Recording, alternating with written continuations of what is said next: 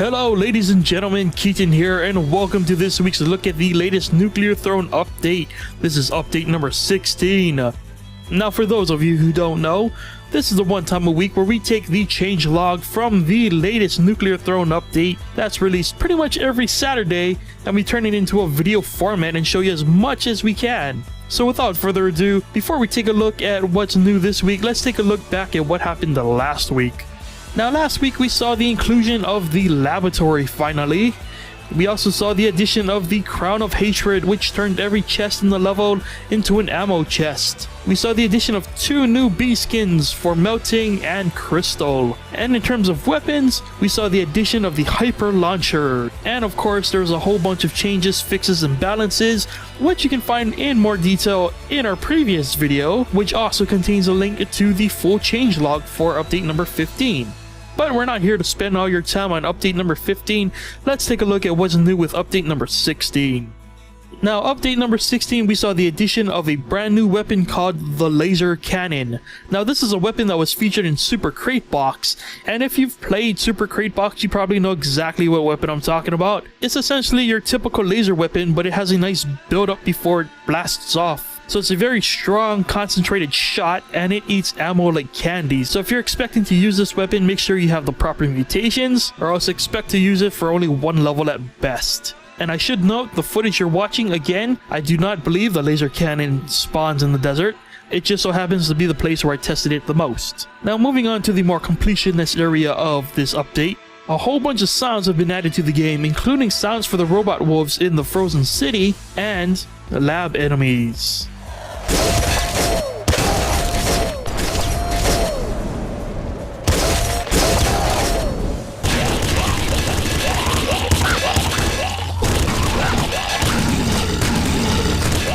Now, enemy sounds are not the only sound additions this week.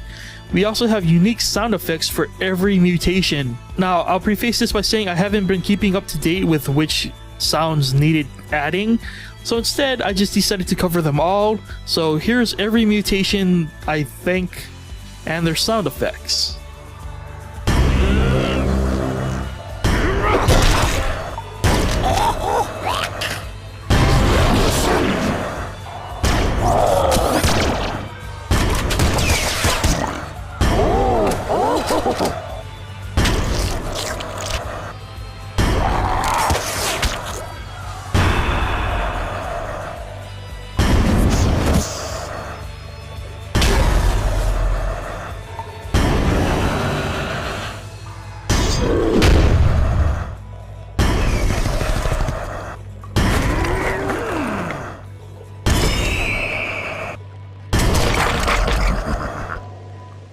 Now the big thing this week is the changes to crowns, and it can get a little confusing, so bear with me as I try to explain this. First up, the opposite crown has been removed. Now for those of you who don't know, the opposite crown was pretty much just a cosmetic thing where it would only affect the tiles that you would see in every level. Apparently, Vlambeer did not necessarily care for this crown, so it has been replaced by the Crown of Hatred.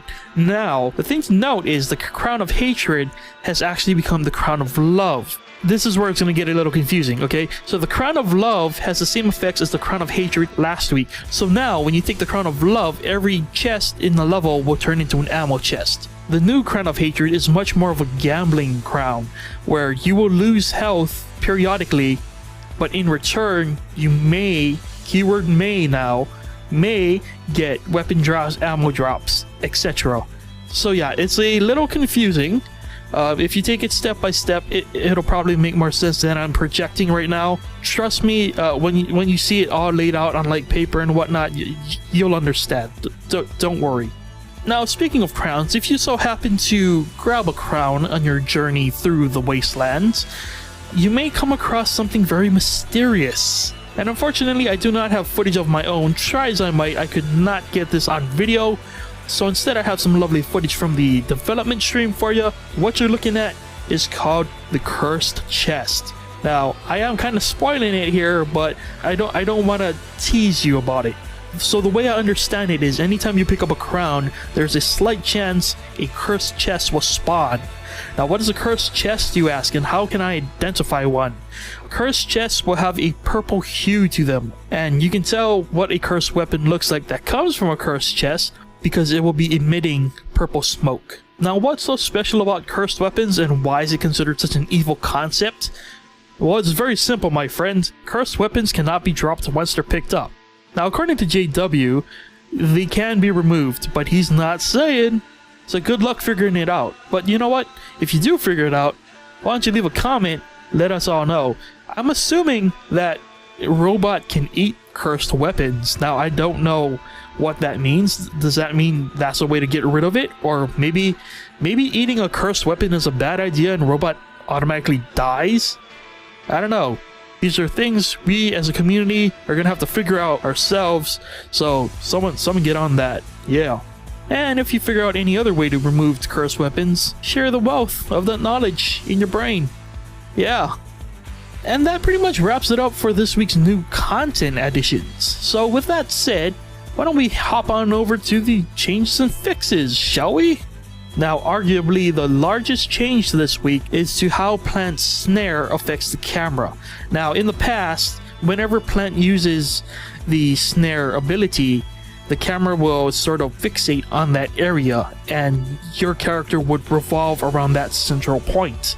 This week that has been changed. Now these changes do not affect the gamepad just yet, but they will in the future. What the change does this week is, by default, if you simply right click, Plant will simply shoot the snare and it'll go off and do its thing. The camera will no longer follow it. However, if you hold right click and you fire the snare, the camera will fixate on that location. So that was essentially a long way for me to say that you now have control over when the camera gets taken over by the snare effect. So yes, it's optional now. Now apparently for the third time, Vlambeer are promising us, I'm hoping like Pinky promised now this time, hopefully, Chicken's teleport has been fixed. It's actually been a problem for the past few weeks now, so hopefully, fingers crossed, Lucky Rabbit's Paw, whatever, Lucky Horseshoe, whatever, hopefully Chicken no longer teleports. Everybody just hope and pray. Hope and pray. Now, a cute little thing that's been added, you've probably seen it on the footage. Little heart effects show up now when you grab a nice med pack. It could be argued that this is somewhat festive, you know, because this update was released a day after Valentine's Day, so happy belated Valentine's Day, maybe. Now, there have been some changes to the Crown Vault, including changes to the wall sprites, and the IDPD were apparently spawning in the Crown Vaults, but that has been fixed. Now there are a couple more random changes that I don't necessarily want to list because I don't have like visual aid to go with that, and it would just be me reciting the list. So if you would like the full list of all those changes, check the link in the description below for a link to the changelog. And that pretty much wraps it up this week for update number 16. Now there's one final thing I wanted to note is that now in the changelog there's a note that something mysterious is waiting for you in the second Crown Vault. Now I got to the second Crown Vault maybe twice in my playthroughs to get footage for this video, but I didn't necessarily see any changes, so maybe someone can tell me what's new in the comments below. I'd greatly appreciate it. So my thoughts on this week's update. I don't really have much to say. It's nice to see that crowns are getting more attention. For the most part, you know, they have just simply been there, but it's nice to see that we're starting to get some variation and even some risk with the crowns, with the new Crown of Hatred. I like that gamble perspective where, you know, it's a very ballsy thing to take, and it's probably never going to be a crown I take because my luck with this game already is so bad.